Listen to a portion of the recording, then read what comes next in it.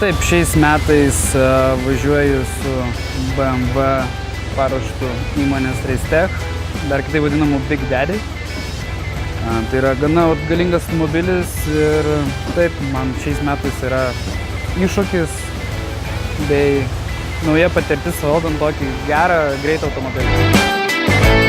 Šiandien turėjom pirmą treniruotę, ji buvo 1,5 valandos.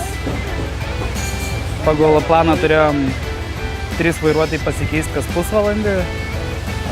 Aš pravažiavau savo distanciją 30 minučių. Susipažinau su trasa šiandien atsargiai, nebuvo jokio plano lėkti. Tam yra kvalifikacija, tačiau įvyko avarija trasoj. Ir mūsų vienas vairuotojas tiesiog nespėjo, nes buvo atšauktas treniruotės.